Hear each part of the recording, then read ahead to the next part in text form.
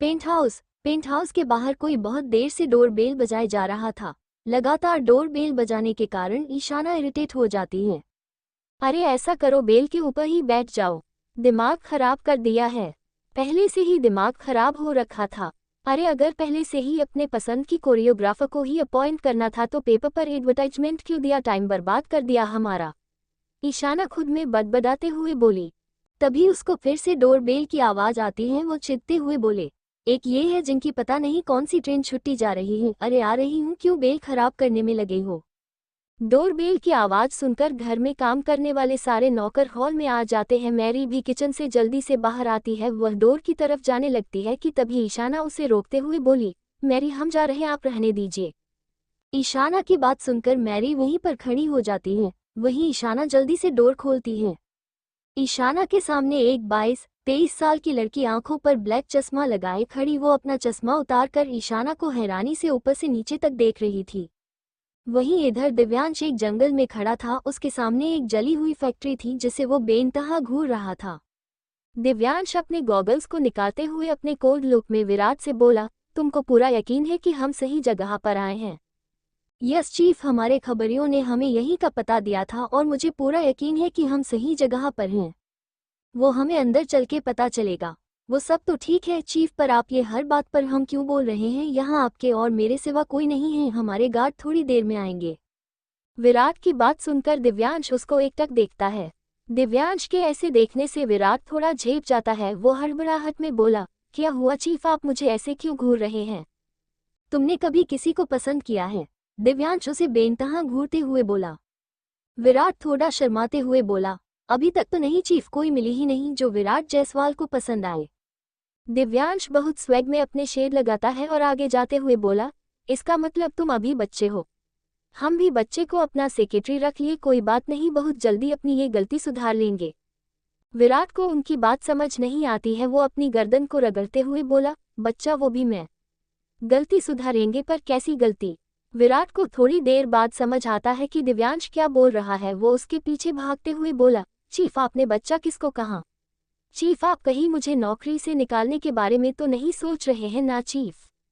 इधर ईशाना उस लड़की को घूर रही थी। वो लड़की ईशाना को ऊपर से नीचे तक देखते हुए धीरे से बोली, सॉरी मुझे लगता है मैं गलत घर में आ गई हूँ। वो ये बोल रही थी कि ईशाना ने उसके मुंह पर दरवाजा बंद कर दिया और लड़की हैरानी से कभी दरवाजा तो कभी पूरे घर को देख रही थी। कैसे कैसे लोग आ जाते हैं? अरे अगर सही घर पता नहीं है तो पता करो, आज का दिन ही बेकार है हमारा। ईशाना बड़बड़ाते हुए अंदर आ रही थी। ईशाना को इतना परेशान देखकर मैरी बोली, क्या हुआ मैम, आप इतना परेशान क्यों हैं और कौन था गेट पर? अरे कोई नहीं, कोई लड़की थी, पहली बेल बजा बजा कर परेशान कर दिया, फिर जब हमने दरवाजा खोला तो बोल रही कि गलती से गलत घर में आ गई। बताओ ये भी कोई बात होती है? मैरी को बहुत अजीब लगा। वो दरवाजे के पास जाने लगी। मैरी आप कहाँ जा रही हो? ईशाना उसको बाहर गेट पर जाते देखकर हैरानी से बोली। एक मिनट मैम। मैरी ने जैसे दरवाजा खोला उसकी आंखें हैरानी से बड़ी हो गई। वो लड़की अभी भी वहीं पर खड़ी थी। वो मैरी को देखते हुए जल्दी से बोली, मैरी आप मतलब मैं गलत घर में नहीं आई थी? वही सोचूं, पेंट हाउस तो सेम है और इस फ्लोर पर एक ही घर है, तो मुझे क्या गलती हो गई? वो लड़की अंदर आते हुए बोली। वही मैरी उसका लगेज पीछे पीछे ला रही थी। वो अंदर आती है और ईशाना को घूरते हुए बोली, मैरी ये लड़की कौन है? ईशाना भी किसी से कम नहीं थी। वो भी टपका से बोली, पहले आप बताओ कि आप कौन हो? ये सही है, मतलब मेरे घर में खड़ी होकर मुझसे पूछ रही हो कि मैं कौन हूँ? वो लड़की बेइंतहा एटीट्यूड में बोली। ईशाना ने उस लड़की को गौर से देख रही थी। छोटी पर प्यारी आंखें जिनमें गुस्सा और एटीट्यूड की कोई कमी नहीं थी। रंग गोरा, छोटे बाल, उसको देखकर ईशाना को कहीं ना कहीं कनिका की याद आ जाती है। पूरी जापानी गुड़िया लग रही थी वो। ईशाना के चेहरे पर हल्की सी मुस्कान आ जाती है। बात बिगड़ ना जाए इसलिए मैरी बीच में आते हुए बोली, मिस ईशाना ये हमारे दिव्यांश बाबा की छोटी बहन संजीविका है। मैरी की बात सुनकर ईशाना आंखें बड़ी करके कभी संजीविका को देखती तो कभी मैरी को। वो धीरे से बोली, क्या बहन? जी आपने सही सुना, मैं दिव्यांश कपूर की बहन संजीविका कपूर हूँ। एनडीओ संजीविका अकड़ते हुए बोली। संजीविका अपने जवाब के लिए मैरी और ईशाना को घूरे जा रही थी। मैरी को समझ नहीं आ रहा था कि वो क्या बोले। वहीं ईशाना भी यही कश्मकश में थी क्योंकि वो दिव्यांश की कोई नहीं लगती थी। अगर उसने ये बोला कि उसे दिव्यांश लेकर आया है तो भी सब उसको और दिव्यांश को गलत समझेंगे, और अगर दोस्त बोला तो इतनी कौन सी खास दोस्ती है दिव्यांश से जो उसके घर में ही आके रहने लगी। संजीविका दोनों को देखे जा रही थी। वो परेशान होते हुए बोली, अब आप दोनों में से कोई कुछ बोलेगा। मैरी संजीविका से बोली, वो मैडम मिस ईशाना, वो हम यहाँ जॉब करते हैं। ईशाना जल्दी से बोली। ईशाना की बात सुनकर मैरी उसे हैरानी से देख रही थी। वही संजीविका को कुछ तो गड़बड़ लग रहा था, फिर भी उसने ज्यादा ध्यान नहीं दिया। वो मैरी से बोली, मैरी मैं बहुत थक गई हूँ, मेरे कमरे में एक कॉफ़ी भिजवा दीजिए। जी मैडम, ये बोलकर मैरी वहाँ से चली जाती है। वही संजीविका एक नज़र ईशाना को देखती है और मन में बोलती है, इतनी सुंदर लड़की नौकरानी, कुछ तो गड़बड़ है संजीविका कपूर, तुम्हें पता लगाना होगा। यही सोचते हुए वो अपने कमरे में चली जाती। संजीविका के जाने के बाद ईशाना चैन की सांस लेती है। बच गई ईशाना तुम, इसलिए बोल रही हूँ कोई काम ढूंढो और यहाँ से चलती बनो। कब तक तुम दूसरे के घर पर रहोगी और कितनों से झूठ बोलोगी। मिस्टर कपूर तो एक आदमी है और ऊपर से पैसे वाले हैं, उनको कोई कुछ नहीं बोलेगा, पर तेरे चरित्र पर उंगली जरूर उठेगी। बिना कोई रिश्ते के किसी गैर आदमी के घर में रहना गलत है। ईशाना यही सब सोच रही थी कि तभी उसके फ़ोन पर कॉल आती है। ये फ़ोन उसको दिव्यांश ने दिया था। ये सोचकर कि ईशाना उसको फ़ोन करेगी, पर ईशाना ने आज तक कभी दिव्यांश को कॉल क्या एक मैसेज भी नहीं किया था। नंबर से कॉल आते देख ईशाना थोड़ी हैरान हुई थी, क्योंकि दिव्यांश के सिवा उसका नंबर किसी के पास नहीं था। हेलो, ईशाना धीरे से बोली। हेलो, क्या मैं मिस ईशाना से बात कर रही हूँ? जी हम ही बोल रहे हैं। हेलो मिस ईशाना, कैसी हैं आप? हम ठीक है, आप कौन? हम BBC थिएटर से बोल रहे हैं। हमें आपको बताते हुए खुशी हो रही है कि आपकी प्रोफाइल हमारे डायरेक्टर को पसंद आई है और आप इस जॉब के लिए क्वालिफाई हैं। उधर से वो इंसान बोलता है। ईशाना थोड़ा हैरान होते हुए बोली, पर मैंने तो कोई इंटरव्यू भी नहीं दिया। ये बात सच। वो इंसान थोड़ी देर चुप हो जाता है, फिर हिम्मत करके बोला, मैम अब ये मैं कैसे बता सकता हूँ, शायद डायरेक्टर को ऐसी कोरियोग्राफर चाहिए थी, आप वैसी होगी, एक बार आके देख तो लीजिए। ईशाना मन में सोचती है कि वो जाए कि ना, फिर वो मन में बोलती है एक बार जाने में क्या चला जाएगा। वो फ़ोन पर बोली, ठीक है मैं कल आती हूँ। ये बोलकर उसने फ़ोन कट कर देती है। ईशाना को समझ नहीं आ रहा था कि बिना इंटरव्यू के उसको कैसे सिलेक्ट कर लिया गया। उसने फिर अपना दिमाग इन सब से हटा के किचन में चली गई खाना बनाने। इधर दिव्यांश उस बंद पड़ी फैक्ट्री के पीछे वाले दरवाजे से अंदर गया तो उसकी आंखें गुस्से से लाल हो गई। वहां पर 10-12 लड़कियां थीं जिनकी उम्र 15 से 16 थी। वो लड़कियां डरी हुई एक किनारे बैठी थी। वही 5-6 मुस्टंडे आदमी एक 20 साल की लड़की के चारों तरफ खड़े थे और जोर जोर से उस पर हंस रहे थे। उस लड़की की हालत बहुत खराब थी। कपड़े कंधे से फटे हुए थे, बाल पूरे बिखरे हुए थे, हाथ पैर में चोटें लगी हुई थी जिससे खून निकल रहा था। मिलजुला के उसकी हालत बद से बदतर हो रखी थी। दिव्यांश और विराट को ये सब देखकर गुस्से से मुट्ठी बंद हो जाती है। विराट धीरे से दिव्यांश के कान के पास आता है और धीरे से बोला, चीफ। अचानक से कान में गुदगुदी होते देख दिव्यांश के पूरे शरीर में झंझनाहट होती है। वो विराट से दूर होते हुए जल्दी से बोला, क्या है, दूर से बोलो यार, इतना पास पास क्यों आ रहे हो? विराट चेपते हुए बोला, चीफ मैं तो जो भी। विराट दूर से बोलो। ठीक है सर। हाँ अब बोलो। सर ये सम्राट और तन्मय का काम है। ये कम उम्र की लड़की को अनाथ आश्रम या जो फुटपाथ पर लड़कियां रहती हैं उनको उठा लेते हैं और बाहर विदेश में बड़े बड़े बिजनेसमैन को बेच देते हैं। दिव्यांश को जब ये बात पता चलती है तो उसका खून खौल उठता है। वो अपनी जलती हुई आंखों से उन लोगों को देखने लगता है। दिव्यांश गुस्से में अपने दांत पीसते हुए विराट से बोला, विराट। जी चीफ। तुम तैयार हो? तुम्हारी कोई हड्डी में दर्द हो तो तुम अभी वापस जा सकते हो। विराट हल्की मुस्कान चेहरे पर लाते हुए बोला। विराट अग्रवाल की हड्डियों में बहुत ताकत है और जब वो ऐसा कुछ देखता है ना तो उसमें और ताकत आ जाती है। गुड, चलो फिर चलते हैं। ओके, दोनों आगे बढ़ जाते हैं। वो आदमी उस लड़की को घेरे हुए खड़े थे। वो लड़की डर से कांप रही थी। उसके गाल पर चाटे के निशान बने हुए थे। होंठ के किनारे से खून निकल रहा था। रो रो कर आंखें लाल हो चुकी थी। उन सब में से एक आदमी बेशर्मी से हंसते हुए बोला, अरे कब तक दूर से देखकर दिल भरेगा यार, चलो अब मजा लेते हैं। वैसे भी बॉस ने फुल परमिशन दी है। उन्होंने खुद कहा है कि जितना मन करे उतना इसके मजे ले सकते हैं। ये बात बोलकर वो लोग जोर जोर से हंसने लगते हैं। वहीं वो लड़की डर से कांप रही थी। उसकी हालत पहले से बहुत ज्यादा खराब थी। वो अब और इन इंसान के भेस में छुपे जानवरों को नहीं झेल सकती थी।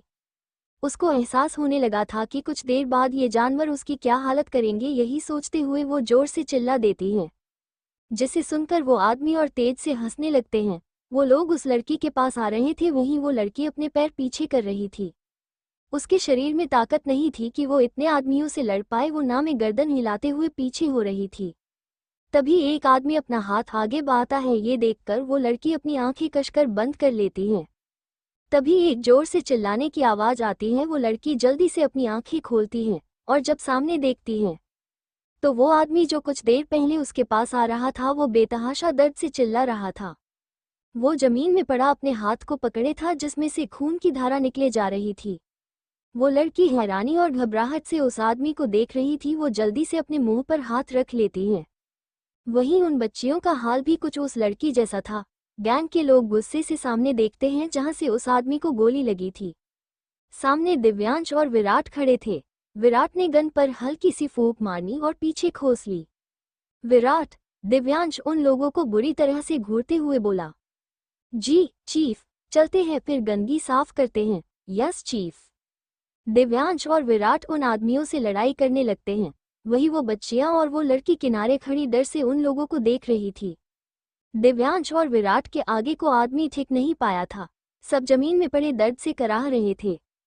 विराट उन आदमियों को देखते हुए बोला, चीफ अब इन लोगों का क्या किया जाए? दिव्यांश विराट को घूरते हुए बोला, क्या तुम नए आए हो?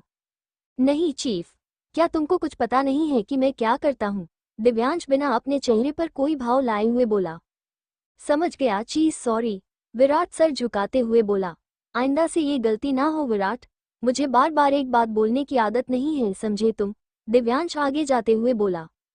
Sorry chief. तभी वहां पर दिव्यांश के गार्ड आ जाते हैं। विराट उनसे कुछ बोलता है जिसे सुनकर गार्ड हमें गर्दन हिला देते हैं। वहीं दिव्यांश उन बच्चियों के पास जाता है और उन्हें देखते हुए बोला, क्या तुम लोग ठीक हो? वो लड़की हमें गर्दन हिला देती है। उन बच्चियों में से एक बच्ची बोली, भैया प्लीज इन दीदी को देखो, दे बेहोश हो गई हैं और इनके खून भी निकल रहा है। दिव्यांश उन लड़की को देखता है जिसको वो आदमी परेशान कर रहे थे। वो उस लड़की के बाल उसके चेहरे पर बिखरे हुए थे। दिव्यांश की आंखें तब फट जाती है जब उसकी नज़र उस लड़की के पैरों पर जाती है। उस लड़की के पैरों के बीच से खून निकल रहा था। दिव्यांश को समझते देर नहीं लगती है कि मामला क्या है। वो वीर को जोर से आवाज देता है। दिव्यांश की आवाज सुनकर विराट भागते हुए उसके पास आता है और बोलता है, जी चीफ। विराट, इस लड़की को जल्दी से हॉस्पिटल लेकर जाओ, इसकी हालत बहुत खराब है। कहीं जो मैं सोच रहा हूँ वो सच ना हो जाए। विराट उस वक्त दिव्यांश से कोई सवाल नहीं करता है क्योंकि उसके चेहरे पर इस वक्त बहुत गुस्सा था। उसकी आंखें गुस्से से लाल हुई रखी थी। विराट उस लड़की को गोद में उठाता है और उसको वहां से ले जाता है। वहीं दिव्यांश उन बच्चियों को भी कुछ गार्ड के साथ वहां से भेज देता है। दिव्यांश गार्ड से बोला, उन लोगों को पहुंचा दिया? जी चीफ। गुड, अब मैं उन लोगों को बताऊंगा किसी को परेशान करना या उसको टॉर्चर करना क्या होता है। ये बोलकर दिव्यांश वहां से चला जाता है। उसी के पीछे उसके गार्ड भी चले जाते हैं। रात को 12:30 पर जब दिव्यांश घर आता है तो देखता है कि ईशाना लिविंग रूम में उसका इंतजार कर रही है। तुम अभी तक सोई नहीं? दिव्यांश उसको देखते हुए बोला।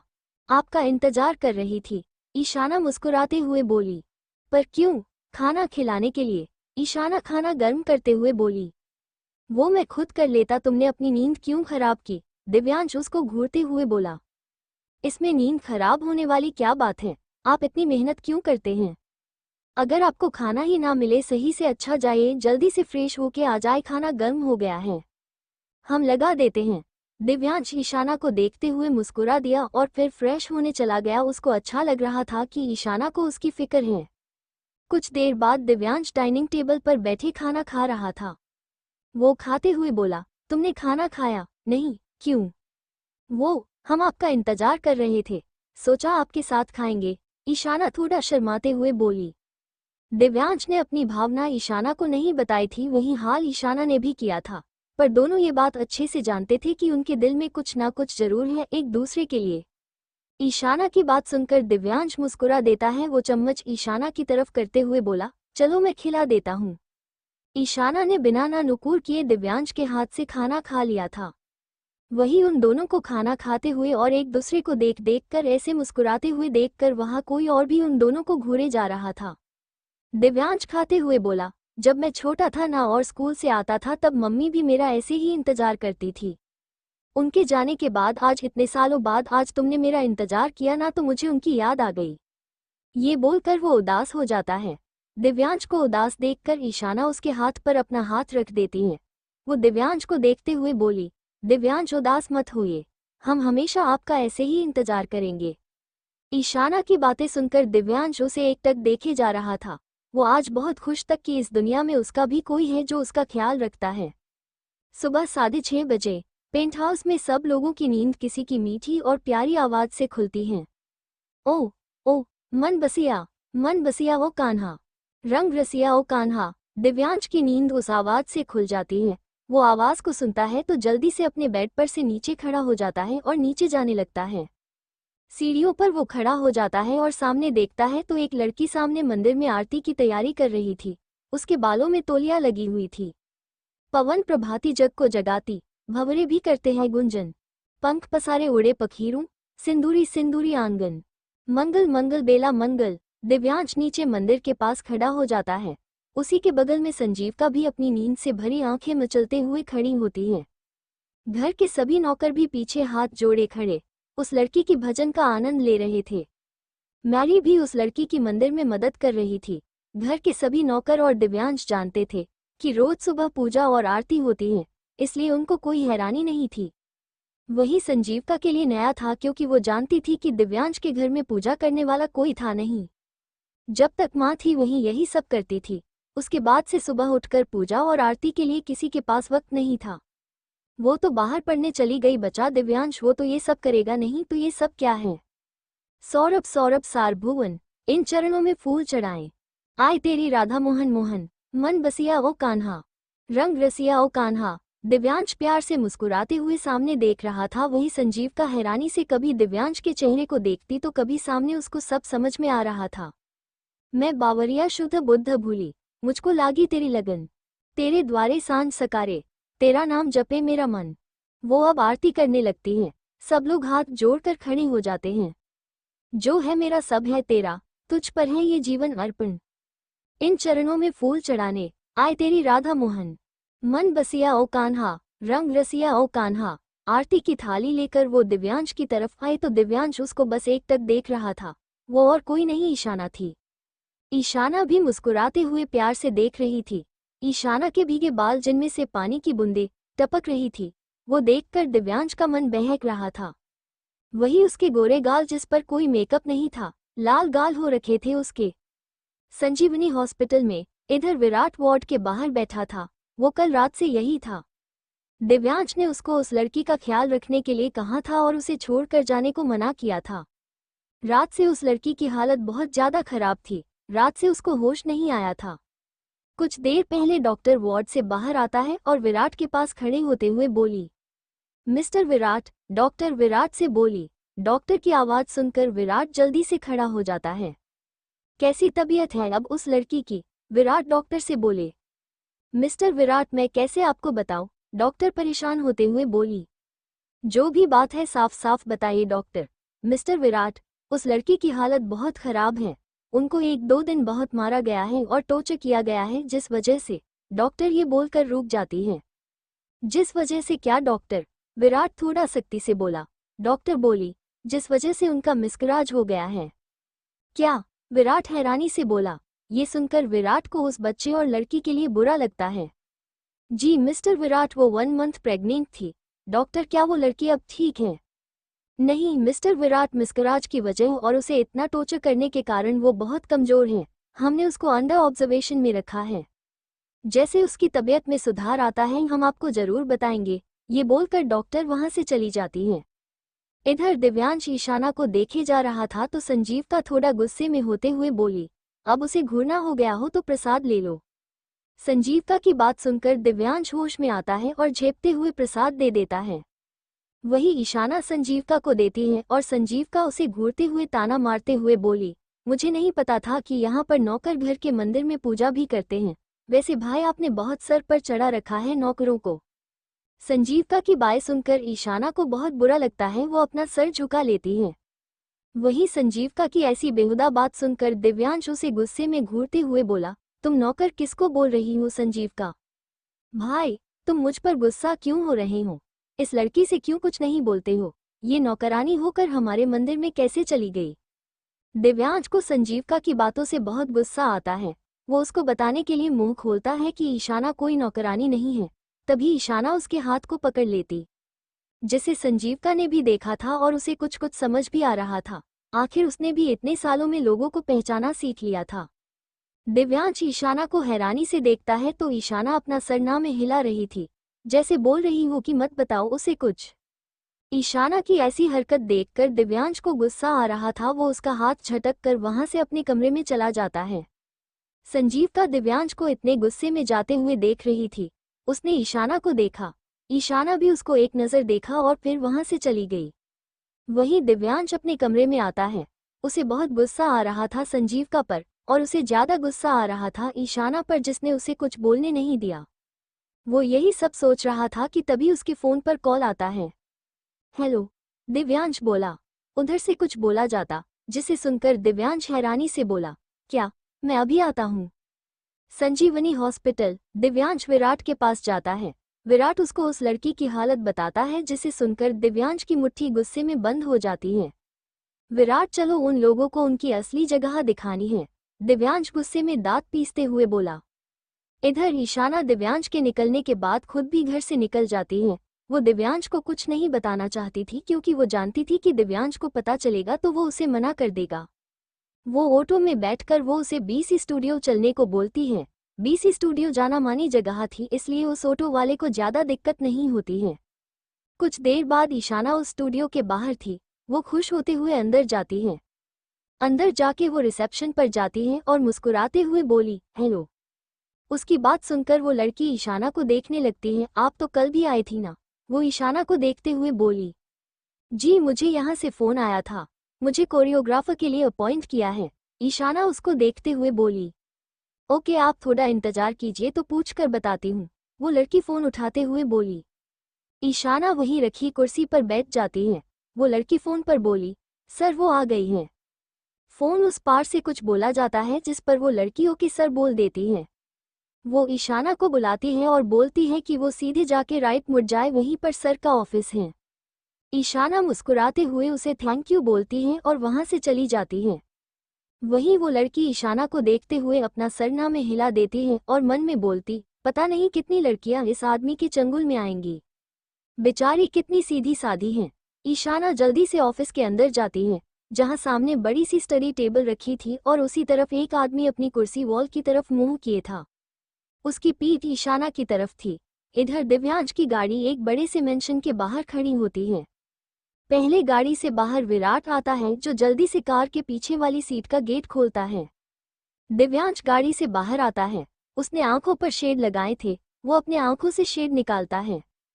दिव्यांश सामने देखते हुए विराट से बोला, हमारे मेहमानों की अच्छे से खातिरदारी की है ना?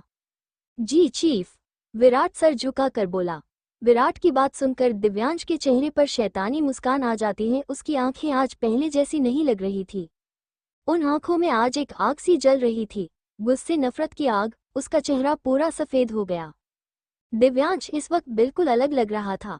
वो रोज जैसे दिखता और रहता है, वैसा वो आज नहीं लग रहा था। अभी दिव्यांश का ये रूप अगर ईशाना देख लेती तो वो यकीन नहीं कर सकती थी कि ये वही दिव्यांश कपूर हैं, जो उसके सामने तेज आवाज में और उससे आंखें मिलाकर कभी देखा तक नहीं है। दिव्यांश अंदर जाता है। उसके पीछे विराट भी आता है और उसके गार्ड भी आते हैं। वो एक कमरे में आता है जहां वही लोग बैठे थे जिनको दिव्यांश ने कल पकड़ा था। उन लोगों की हालत बहुत ज्यादा खराब थी। किसी के मुंह से खून निकल रहा था तो किसी के सर से खून निकल रहा था। उन सबके हाथ पीछे कुर्सी से बंधे हुए थे। विराट उन सबके सामने एक शानदार कुर्सी रखता है, जिस पर दिव्यांश बहुत एटीट्यूड में बैठता है आके। वो अपना चश्मा उतार कर एक नज़र उन लोगों को देखता है और फिर पैर पर पैर रखते हुए बोला, तो तुम लोग नहीं बोलोगे? दिव्यांश की बात सुनकर उन सब में से एक आदमी बोला, आप हमारी जान ले लीजिए पर हम मुंह नहीं खोलेंगे। दिव्यांश गुस्से में उठता है और उस इंसान का मुंह दबोचते हुए अपने दांत पीसते हुए बोला, मुंह तो तेरा बाप भी खोलेगा साले। मासूम लड़कियों का धंधा करते हो।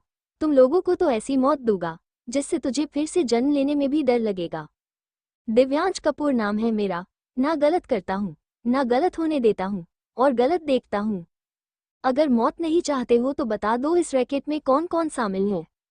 आप हमें मार दीजिए या जिंदा छोड़ दीजिए पर हम नहीं बताएंगे कुछ। पता तो मैं लगा लूंगा, शक तो मुझे है, बस बिना सबूत के हाथ में नहीं दबोच सकता हूँ। दिव्यांश उस कमरे से जाते हुए बोला, विराट काम पर लग जाओ। वहीं दिव्यांश एक दूसरे कमरे में आता है जहां एक बड़ी सी कांच की खिड़की होती है जिससे इधर उधर का साफ दिखता है। वो वहीं पर चश्मा लगाकर बैठ जाता है और सामने देखने लगता है। सामने उन्हीं आदमियों में से एक दो लोग डर से कांपते हुए वहां खड़े थे और उन आदमियों के आसपास दो शेर भूख से दहाड़ते हुए उन लोगों को लालच भरी नजरों से देख रहे थे। उन आदमियों की हालत खराब हो रही था अपने सामने भूखे आदमखोर बाघ को देखकर। वहीं ये सब नज़ारा उन आदमी के कुछ साथी बाहर से भी देख रहे थे। उनका हाल भी वैसा ही था जैसा अंदर बंद उन आदमियों का था।